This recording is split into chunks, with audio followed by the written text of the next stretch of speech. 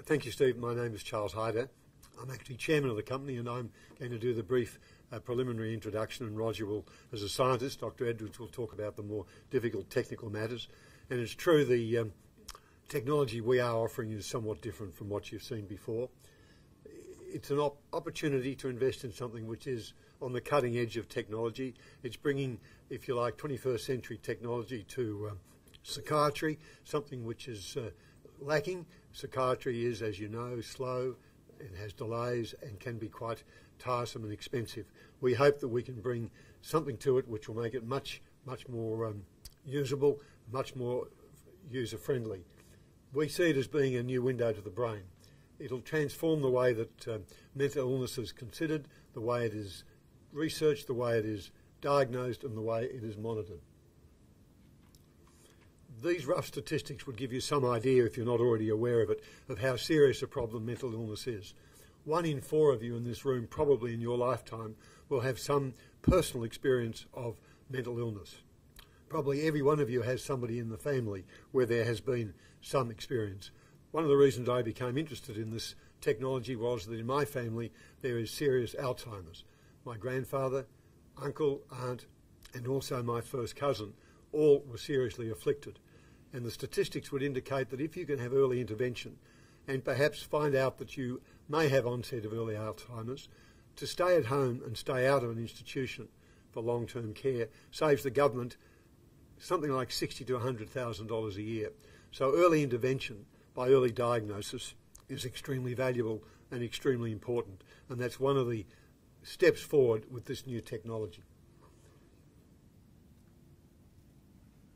The market opportunity is very real. Briefly, and I know figures are always difficult to take in, but the numbers are quite large. It's a $2 trillion expenditure in direct and indirect costs on mental health, in treating it, looking after it, the loss of productivity, let alone the personal hardship and loss that occurs to the individual and to the families.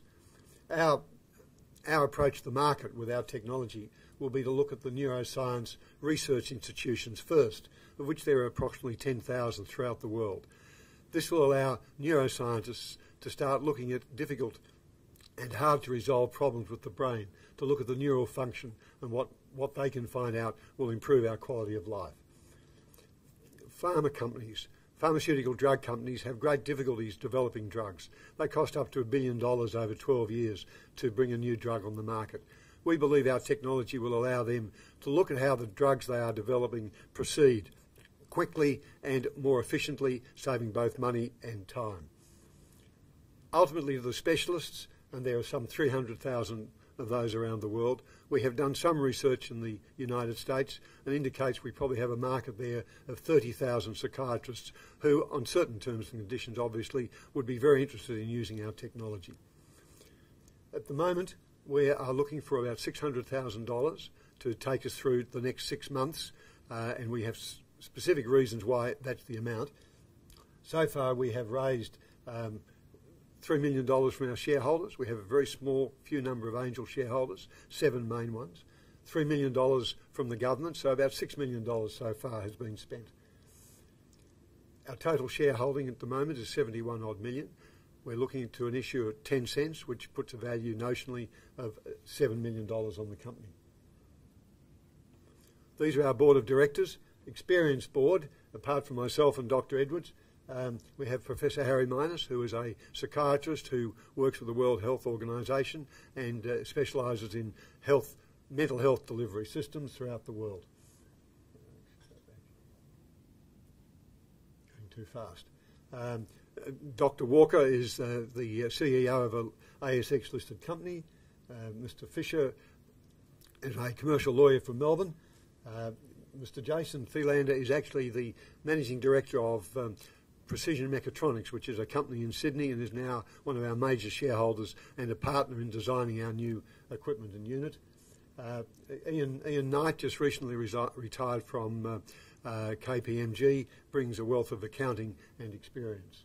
And Brian Lithgow is the inventor who is working both here and in Australia. Tranche 1 is for $600,000. The milestone activities are set out there as to what we'll be spending this money on. It's specifically designated, leading into registration, and ultimately we hope for a Commercial Australia second grant of early commercialisation. And at this stage I'll hand over to Dr. Edwards to take it through the more technical side. Thanks, Charles. I'm an engineer rather than a scientist.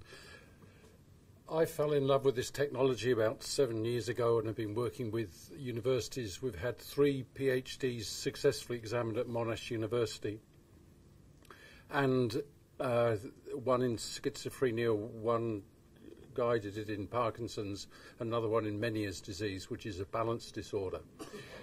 I think I've got to go to the... these are the conditions that we're looking at because they are focused, they're extraordinarily hard to diagnose. There is not a blood pressure meter, there is not a blood test, there is not an EEG that does it. And yet traumatic brain injury creates an enormous amount of difficulty in capturing the improvements. Early onset Alzheimer's, capturing that is so difficult. 1 in 8 of the population is now over 65, and 1 in 8 of those will suffer from Alzheimer's. In fact, you can only diagnose Alzheimer's at post-mortem. Parkinson's disease, by the time a tremor is noted, 85% of the dopamine-producing cells in the substantia nigra have died. Schizophrenia, there's 1 in I think it's 1% of the population will suffer, and these poor souls, by the time they're diagnosed, can have lost their family support, their career, and in many cases they move on to suicide. So early diagnosis becomes important. Going back. This is what we do. We measure squiggly lines. But I tell you, those two lines there are statistically different, and they're to do with two. What's happening here? And they're to do with 2 diseases: major depression and bipolar. The only way that a bipolar ever gets in front of a psychiatrist is when they're depressed, and when they're depressed, you cannot tell the difference between the two. But it takes the bipolar person up to 13 years before a formal diagnosis can be made. Being able to do that in 1 hour with 1 visit to a psychiatrist would bring benefit both to the healthcare system and to the individuals.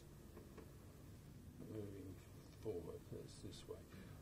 Once we get these, they were average curves. We can now, from those curves, we can look at biomarker features, and we can get that separation that you saw there. That's a 95% diagnostic separation. We did that during the research phase. We now have a brand new prototype, which I'll show you in this slide, that has been built by Precision Mechatronics. This prototype has reduced the cost from $200,000 for the research demonstration unit, and we can now do the electronics for $2,400 with a headset, and the chair can be reproduced for $30,000. This is within an affordable amount, of which we have evidence, bottom-up market research, that clinicians or psychiatrists in the USA would be prepared to spend $500 a week to access the technology. Now that would cover a $45,000 unit. The interesting thing is, though, and the majority of our income will be coming from single-use electrodes, which are placed close to the tympanic membrane. We tilt the people in the chair, we capture the signal goes over the internet, we crunch the numbers, we send the report back to the treating doctor, and we get a diagnostic fee charge for that. This is where the direction of where we're going. As I say, we now have the new prototype, which we're validating over the next two months and applying for commercialisation in Australia. if there is something on your bucket list that's about making a difference for some person in the world, I do not think that there is another opportunity that will have such a bigger impact as making a difference in mental illness and its diagnosis. Thank you.